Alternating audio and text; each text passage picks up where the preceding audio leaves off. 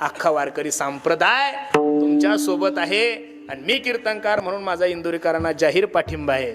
आणि मग एवढा जर संप्रदायातला हिरा असेल तर अशा हिऱ्याविषयी जर कोणी चुकीचं बोलत असेल तर मी तरी वारकरी संप्रदायाचा कीर्तनकार म्हणून अशा नालायक लोकांचा जाहीर संप्रदायातून निषेध करतोय महाराज.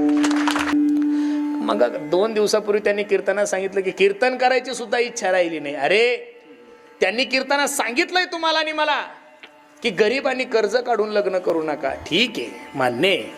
आता लोक काढतात म्हणून त्यांनी सांगितलंय. अरे पण त्यांची परिस्थिती तुमच्या आणि माझ्यापेक्षा चांगली आहे.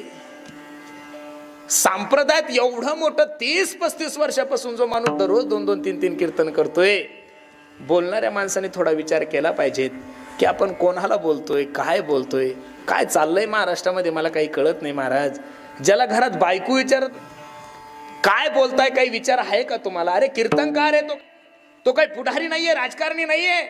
त्या माणसामुळे 1000 मुलांनी आतापर्यंत माळ्या घातलेल्या आहे.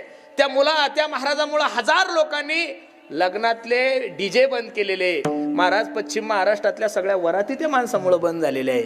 आणि त्या एका लेकीच्या लग्नामध्ये तो माणूस थोडा आनंद उत्सव साजरा करतोय. तर आपण लोकांनी काही बी तोंड सुख घ्यायचं. अरे मोबाईल जरी तुमच्या बापाचा असेल तरी कमेंट करताना थोडी तरी अक्कल असली पाहिजे की आपण कोणाला बोलतोय.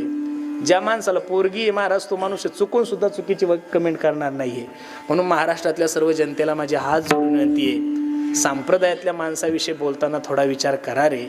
किती आमच्यासारख्या लोकांनी कीर्तन केले म्हणजे इंदुरीकर महाराजसारखा परत माणूस होईल का महाराज?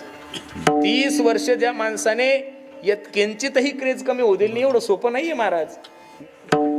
ते 3 कीर्तन असू द्या, टाइम कोणताही असू द्या, समाज तेवढाच आहे. आणि मग एवढा जर संप्रदायातला हिरा असेल तर अशा हिऱ्याविषयी जर कोणी चुकीचं बोलत असेल तर मी तरी वारकरी संप्रदायाचा कीर्तनकार म्हणून अशा नालायक लोकांचा जाहीर संप्रदायातून निषेध करतोय महाराज.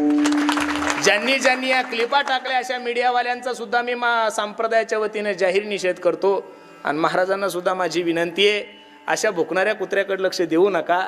ज्या झाडाला फळं जास्त आहेत त्याच झाडाला लोक दगड मारतात, ज्याला फळं नाही फुलं नाही त्याला लोक दगड मारत नाही.